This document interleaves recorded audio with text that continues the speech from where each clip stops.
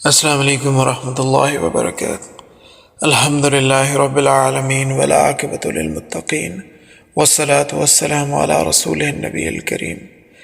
عزیزان من، سلسلہ سیرت امہات المومنین رضی اللہ تعالی عنہن کی آج 10ویں نشست ہے۔ انشاءاللہ باذن اللہ آج ہم ام المومنین سیدہ صفیہ رضی اللہ تعالی عنہ کی سیرت کے بارے میں جانیں گے۔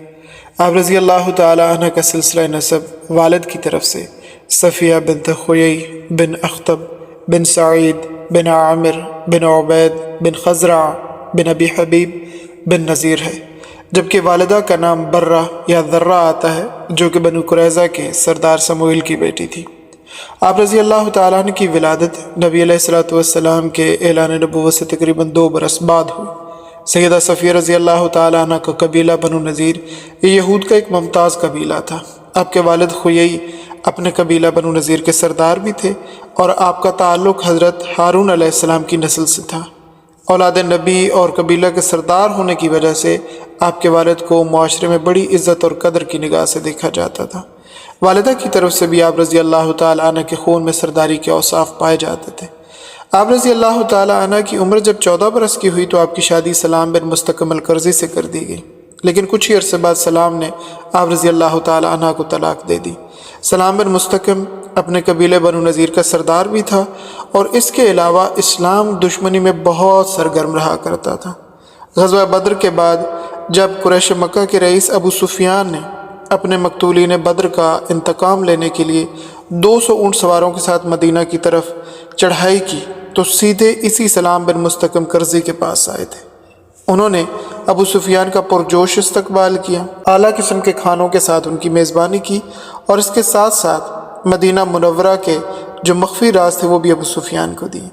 یاد رہے یہ اس وقت کی بات ہے جب حضرت ابو سفیان رضی اللہ تعالیٰ عنہ ایمان نہیں لائے تھے۔ بعد میں آپ ایمان لائے اور جلیل القدر صحابی بنے۔ جب آپ علیہ السلام ہجرت فرما کر مدینہ منورہ تشریف لے گئے تو اسلام کی دعوت دی، لوگوں نے اسلام کو جوک در جوک قبول کیا۔ مدینہ میں پہلے سے جو مذہبی اثر و رسوخ کے مالک یہود تھے، جو ان کا مذہبی وقار تھا، اس میں خاطر خواہ کمی آنے لگی۔ بت پرست مشرکوں میں تسلسل کے ساتھ پھیلتی ہوئی یہودیت ایک دم سکڑ گئی، اور دوسری طرف مکہ کے قریشی بدر میں ہلاک ہونے والے اپنے سرداروں کا انتقام لینے اور اسلام کو ختم کرنے کے لیے مدینہ کے یہودیوں کے ساتھ اپنا ہاتھ ملا رہے تھے۔ گویا مشرکین مکہ اور یہود مدینہ دونوں ہی اسلام کو ختم کرنے کے لیے یکجان ہو گئے۔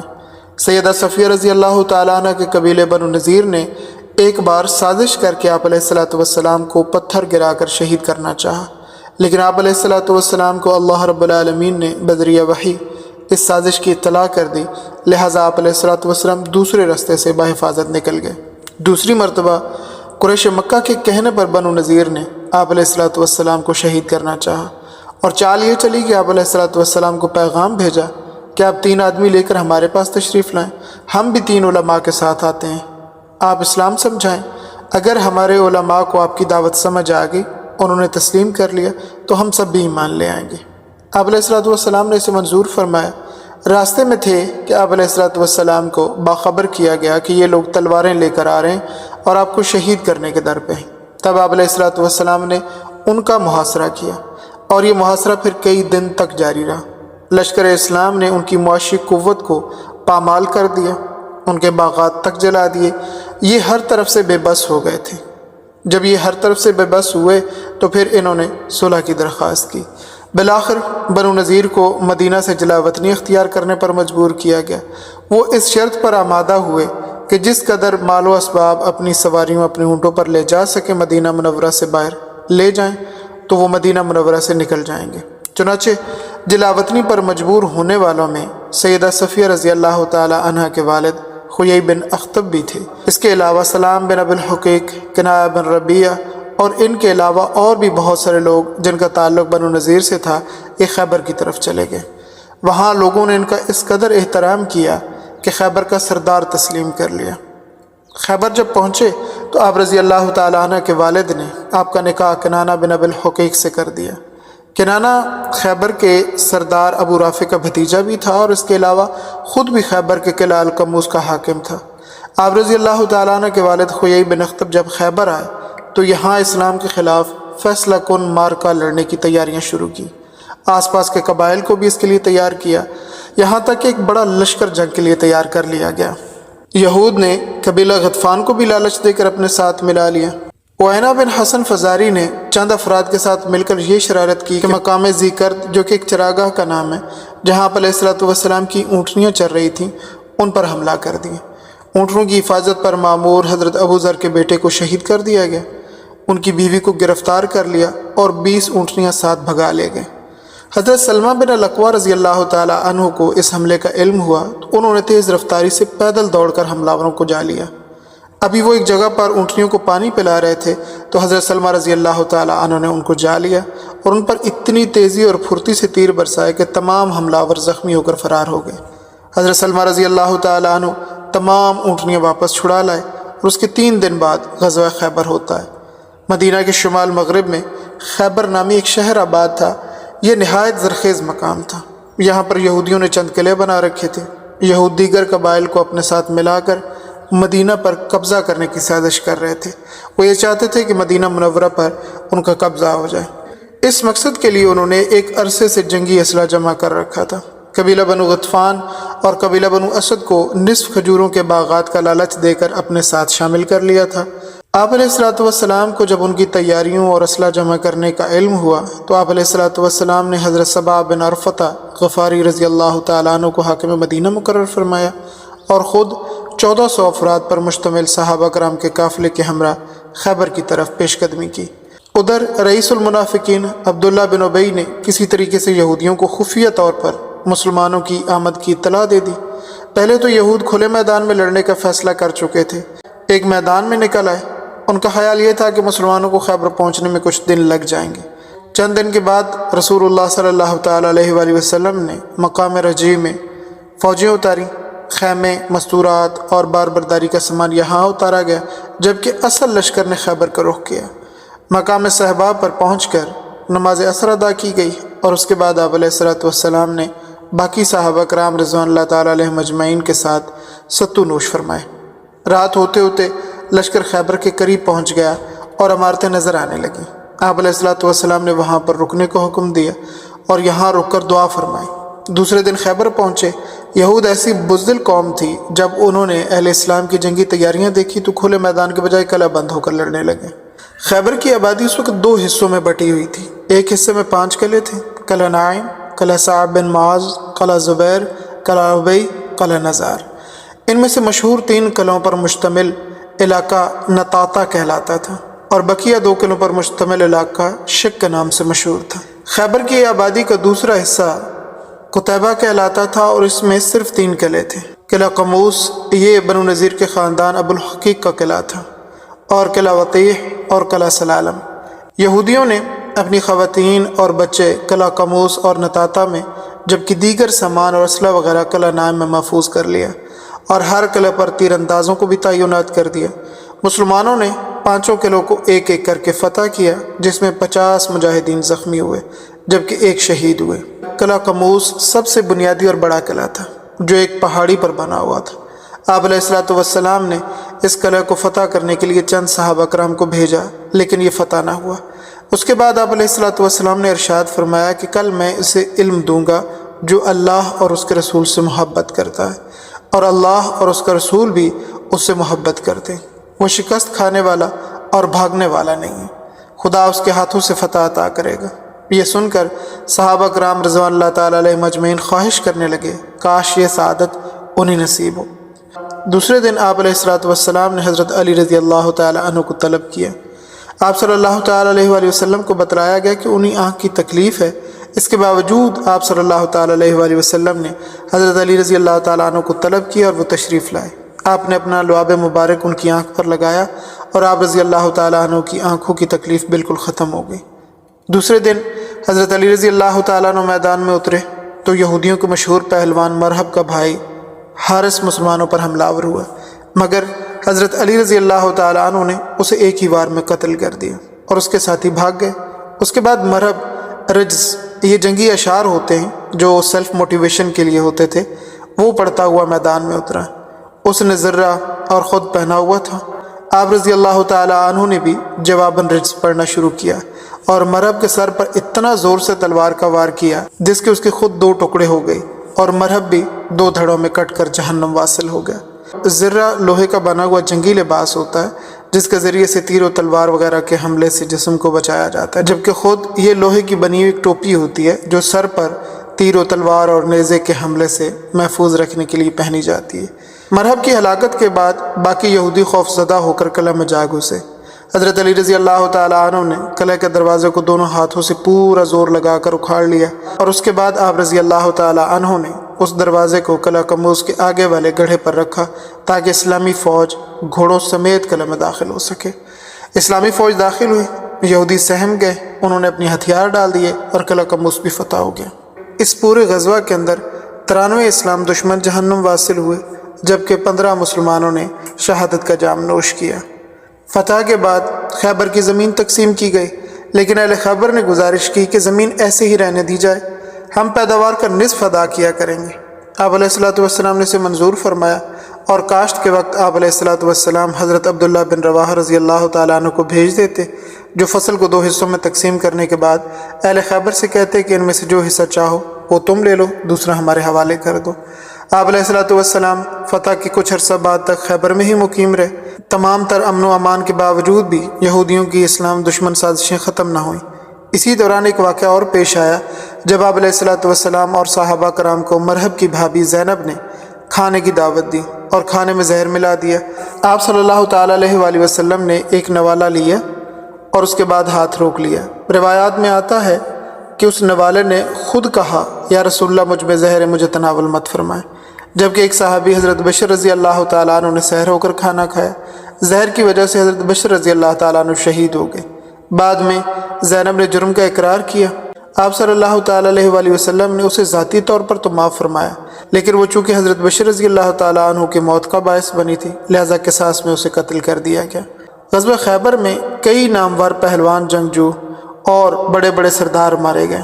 حضرت صفیہ رضی اللہ تعالیٰ عنہ کے خاندان کے سارے افراد اسی غزوہ میں قتل کر دیے گئے یا پھر جنگی طور پر قیدی بنا لیے گئے۔ جنگ کے بعد تمام قیدی اور مال غنیمت ایک جگہ جمع کیا گیا۔ اسی دوران حضرت صفیہ رضی اللہ تعالیٰ عنہ اور ان کی ایک رشتہ دار خاتون کو حضرت بلال رضی اللہ تعالیٰ عنہ پکڑ کر لائے۔ راستے میں مقتولین کی لاشیں خاک و خون میں لتھڑی ہوئی پڑی تھیں۔ ان میں سیدہ صفیہ رضی اللہ تعالیٰ عنہ کے والد، بھائی اور شوہر اور دیگر خاندان کے بہت سارے افراد ان کی لاشیں بھی تھیں۔ سیدہ صفیہ رضی اللہ تعالیٰ عنہ نے ان لاشوں کو دیکھا لیکن بالکل تحمل کا دامن نہیں چھوڑا، جبکہ آپ کے ساتھ قید ہونے والی دوسری خاتون نے جب لاشیں دیکھی تو بے قابو ہو کر رونا شروع کر دیا۔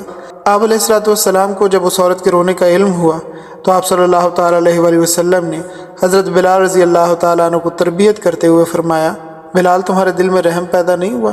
ان عورتوں کو اس راستے سے لائے جہاں ان کے باپ اور ان کے بھائی خون میں لتھڑے ہوئے پڑے ہوئے۔ حضرت صفیہ رضی اللہ تعالیٰ عنہ قیدیوں کے پاس گئیں۔ جب مال غنیمت تقسیم ہونے لگا تو حضرت دحیہ کلبی رضی اللہ تعالیٰ عنہ نے حضرت صفیہ رضی اللہ تعالیٰ عنہ کو اپنے لیے پسند فرمایا۔ بعض صحابہ کرام رضوان اللہ تعالیٰ علیہ مجمعین نے سیدہ صفیہ رضی اللہ تعالیٰ عنہ کی حیثیت کا خیال فرماتے ہوئے آپ علیہ الصلوۃ والسلام سے عرض کی، یا رسول اللہ، صفیہ بنی قریظہ اور بنو نذیر کی رئیس دادی ہیں، خاندانی وقار کے پیش نظر وہ ہمارے سردار محمد صلی اللہ تعالیٰ علیہ وآلہ وسلم کے شایان شان ہیں، لہٰذا آپ علیہ الصلوۃ والسلام نے ان کے مشورے کو قبول فرمایا اور حضرت دحیہ کلبی رضی اللہ تعالیٰ عنہ کو دوسری لونڈی عطا فرمائی اور سیدہ صفیہ رضی اللہ تعالیٰ عنہ کو آزاد کر دیا اور یہ اختیار دیا کہ اگر وہ چاہیں تو اپنے گھر چلی جائیں اور اگر وہ پسند کریں تو آپ علیہ الصلوۃ والسلام کے ساتھ نکاح کر لیں۔ اسی موقع پر سیدہ صفیہ رضی اللہ تعالیٰ عنہ نے اسلام کو دل و جان سے قبول کر لیا اور اہل ایمان کے صف میں شامل ہو گئی۔ ابراہیم بن جعفر اپنے والد سے روایت کرتے ہیں، وہ کہتے ہیں کہ جب صفیہ رضی اللہ تعالیٰ عنہ نبی علیہ الصلوۃ والسلام کے پاس آئیں تو آپ علیہ الصلوۃ والسلام نے ان سے فرمایا، آپ کے والد برابر میرے سخت ترین یہودی دشمنوں میں سے رہے، یہاں تک کہ اللہ تعالیٰ نے انہیں ہلاک کر دیا۔ پھر اللہ کے رسول صلی اللہ تعالیٰ علیہ وآلہ وسلم نے ان سے ارشاد فرمایا، فیصلہ آپ کے ہاتھ میں، اگر تو آپ اسلام قبول کر لیں تو میں اپنے پاس ہی روک لوں گا، اور اگر آپ اپنے مذہب پر برقرار رہنا چاہیں تو ایسا ہے کہ میں آپ کو آزاد کر دیتا ہوں، آپ اپنی قوم کے پاس چلی جائیں۔ آپ رضی اللہ تعالیٰ عنہ نے عرض کیا، اللہ کے رسول، میں تو آپ کے دعوت دینے سے پہلے ہی اسلام کی مشتاق تھی اور دل سے آپ کی تصدیق کر چکی تھی۔ جب میں یہاں آئی ہوں تبھی مجھے اپنے مذہب سے کوئی رغبت نہیں تھی اور اب تو ان میں میرا کوئی بچہ ہی نہیں ہے، نہ میرا باپ، نہ میرا بھائی، نہ میرا خاوند۔ آپ نے مجھے کفر و اسلام کے درمیان اختیار دیا ہے، تو میرا فیصلہ یہ ہے کہ اللہ اور اس کے رسول مجھے اپنی آزادی اور اپنی قوم میں لوٹنے سے زیادہ عزیز ہیں۔ لہٰذا سیدہ صفیہ رضی اللہ تعالی عنہا نے آپ علیہ الصلوۃ والسلام کے نکاح میں آنا ہی پسند فرمایا۔ خیبر سے واپسی پر آپ علیہ الصلوۃ والسلام نے ایک مقام پر پہنچ کر ولیمہ کیا اور مہر میں آپ رضی اللہ تعالی عنہ کی آزادی تھی۔ یہاں سے چلتے وقت آپ علیہ الصلوۃ والسلام نے سیدہ صفیہ رضی اللہ تعالی عنہ کو خود اپنے اونٹ پر سوار فرمایا اور خود اپنی چادر مبارک سے ان پر پردہ کیا۔ اور یہ بات ہم پہلے بڑی تفصیل کے ساتھ پڑھ چکے ہیں کہ پردہ کرانے میں حکمت یہ تھی تاکہ لوگوں کو معلوم ہو جائے کہ سیدہ صفیہ رضی اللہ تعالی عنہ اب آزاد ہیں اور آپ علیہ الصلوۃ والسلام کی زوجہ ہیں، باندھی نہیں۔ دعوت ولیمہ وغیرہ سے فارغ ہونے کے بعد سیدہ صفیہ رضی اللہ تعالی عنہ آپ علیہ الصلوۃ والسلام کے ہمراہ مدینہ منورہ تشریف لائیں۔ آپ رضی اللہ تعالی عنہ کو حضرت حارث بن نعمان رضی اللہ تعالی عنہ کے مکان پر ٹھہرایا گیا۔ آپ رضی اللہ تعالیٰ عنہ کے حسن و جمال کا تذکرہ مدینہ کی عورتوں میں یک بارگی پھیل گیا، چنانچہ ازواج مطہرات اور انصار و مہاجرین کی خواتین آپ کو دیکھنے کے لیے تشریف لائیں۔ اسی دوران رسول اللہ صلی اللہ تعالیٰ علیہ وآلہ وسلم کی لخت جگر سیدہ فاطمہ الزہرا رضی اللہ تعالیٰ عنہ بھی سیدہ صفیہ رضی اللہ تعالیٰ عنہ کی زیارت کے لیے تشریف لائیں۔ جب سیدہ صفیہ رضی اللہ تعالیٰ عنہ کو معلوم ہوا کہ فاطمہ رضی اللہ تعالیٰ عنہ نبی کریم علیہ الصلوۃ والسلام کی بیٹی ہیں، تو انہوں نے اپنے کانوں کے جھمکے اور زیورات اتار کر ان کو بطور ہدیہ پیش کیا، اور ان کے ساتھ جو دوسری خواتین تشریف لائیں انہیں بھی کوئی نہ کوئی زیور تحفے میں دیا۔ آپ علیہ الصلوۃ والسلام نے حضرت عائشہ رضی اللہ تعالیٰ عنہ سے اس بارے میں پوچھا۔ سیدہ عائشہ رضی اللہ تعالیٰ عنہ جو ابھی تک غالباً حضرت صفیہ رضی اللہ تعالیٰ عنہ کے اسلام لانے سے واقف نہ ہو پائی تھی، یہ کہا کہ یہ تو یہودیہ ہیں۔ آپ علیہ الصلوۃ والسلام نے سیدہ عائشہ رضی اللہ تعالیٰ عنہ کی غلط فہمی کو دور کرتے ہوئے فرمایا، نہیں، بلکہ صفیہ مسلمان ہو چکی ہیں اور ان کا اسلام بہت اچھا ہے۔ سیدہ صفیہ رضی اللہ تعالیٰ عنہ کے چہرے پر زخم کا ایک نشان تھا۔ آپ علیہ الصلوۃ والسلام نے اس بارے میں آپ رضی اللہ تعالیٰ عنہ سے پوچھا کہ یہ کیا ہوا؟ سیدہ صفیہ رضی اللہ تعالیٰ نے عرض کی، یا رسول اللہ، میں نے ایک رات خواب میں دیکھا تھا کہ آسمان سے چاند ٹوٹ کر میری گود میں آن گرا ہے۔ جب میں نے یہ خواب اپنے خاوند کنانہ بن ابی الحقیق کو سنایا تو اس نے یہ کہہ کر کہ تم ملکہ عرب بننا چاہتی ہو، میرے منہ پر زور سے تھپڑ مارا تھا، جس کی وجہ سے یہ نشان پڑ گیا۔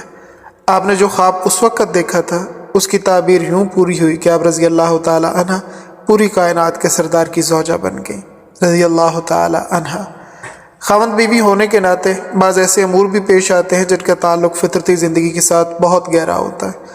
امہات المومنین رضی اللہ تعالی عنہن کی ازدواجی زندگی امت محمدیہ کی خواتین کے لیے اپنے اندر کئی حکمتوں کو سمیٹے ہوئے۔ نبی کریم علیہ الصلوۃ والسلام کے گھرانے کے حالات امت کی تعلیم کے لیے تھے، اسی لیے بعض ایسے واقعات بھی پیش آئے جن سے امت نے دوچار ہونا تھا۔ چنانچہ ایک مرتبہ آپ صلی اللہ تعالیٰ علیہ وآلہ وسلم کسی بات پر سیدہ صفیہ رضی اللہ تعالیٰ عنہ سے ناخوش ہو گئے۔ آپ رضی اللہ تعالیٰ عنہ سیدھی حضرت عائشہ رضی اللہ تعالیٰ عنہ کے پاس گئیں اور فرمایا، آپ جانتی ہیں کہ میں اپنی باری کسی صورت کسی کو بھی نہیں دیتی، لیکن اگر آپ میرا ایک کام کریں کہ نبی کریم علیہ الصلوۃ والسلام مجھ سے خفا ہیں، آپ مجھ سے راضی کر دیں تو میں اپنی باری کا دن آپ کو دے دیتی ہوں۔ سیدہ عائشہ رضی اللہ تعالی عنہ اس کام کے لیے راضی ہو گئیں اور زعفران کی رنگی ہوئی ایک چادر لے کر اس پر پانی کا چھڑکاؤ کیا تاکہ اس کی خوشبو مہک جائے۔ اس کے بعد آپ علیہ الصلوۃ والسلام کی خدمت میں تشریف لے گئیں۔ آپ علیہ الصلوۃ والسلام نے فرمایا، عائشہ یہ تمہاری باری کا دن تو نہیں ہے؟ سیدہ عائشہ رضی اللہ تعالیٰ نے عرض کی، یہ اللہ کا فضل ہے کہ جس کو چاہتا ہے دیتا ہے۔ پھر تمام صورتحال آپ علیہ الصلوۃ والسلام کو سنائی اور آپ علیہ الصلوۃ والسلام حضرت صفیہ رضی اللہ تعالیٰ عنہ سے راضی ہو گئے۔ آپ صلی اللہ تعالیٰ علیہ وآلہ وسلم کے مرض وفات میں تمام ازواج مطہرات آپ علیہ الصلوۃ والسلام کی عیادت کے لیے امی عائشہ رضی اللہ تعالیٰ عنہ کے حجرے میں تشریف لائیں۔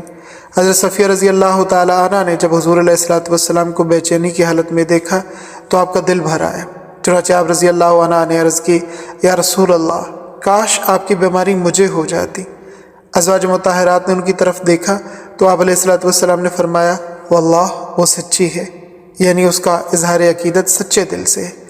خلافت فاروقی کے زمانے میں سیدہ صفیہ رضی اللہ تعالیٰ عنہ کی ایک لونڈی نے امیر المومنین سے شکایت کی کہ ام المومنین میں ابھی تک یہودیت کے کچھ اثرات باقی ہیں، کیونکہ وہ اب بھی ہفتے کے دن کو اچھا سمجھتی ہیں، جیسے کہ یہودی اس دن کی تعظیم کرتے تھے، جیسے ہم مسلمان جمعہ کے دن کی تعظیم کرتے ہیں، اور یہودیوں سے دلی لگاؤ بھی رکھتی ہیں۔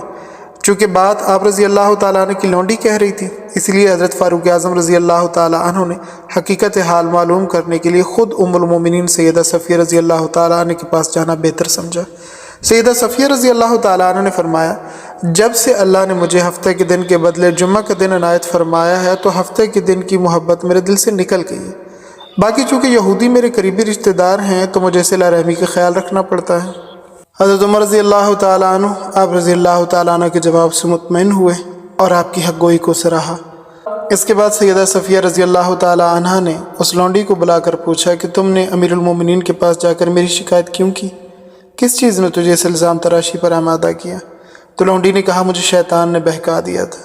سیدہ صفیہ رضی اللہ تعالیٰ عنہ نے اس کے شیطانی وسوسے والے عذر کو قبول فرماتے ہوئے کہا، جاؤ میں نے تجھے رائے خدا میں آزاد کیا۔ خلافت عثمانی کا زمانہ جہاں مسلمانوں کے لیے باعث رحمت تھا، وہاں پر باعث آزمائش بھی تھا۔ مدینہ طیبہ کے اندر فسادی بلوائیوں نے 35 ہجری میں حضرت عثمان ذو النورین رضی اللہ تعالیٰ عنہ کے مکان کا محاصرہ کر لیا تو ام المومنین سیدہ صفیہ رضی اللہ تعالیٰ عنہ کو بہت سخت رنج ہوا۔ چنانچہ آپ رضی اللہ تعالیٰ عنہ نے ایک غلام کو ساتھ لیا اور اپنی سواری پر سوار ہو کر حضرت عثمان رضی اللہ تعالیٰ عنہ کے مکان کی طرف روانہ ہوئی۔ اشتر نخعی نے ان کے غلام کو دیکھ کر پہچان لیا اور آگے بڑھ کر آپ رضی اللہ تعالیٰ عنہ کی سواری کو مارنا شروع کر دیا۔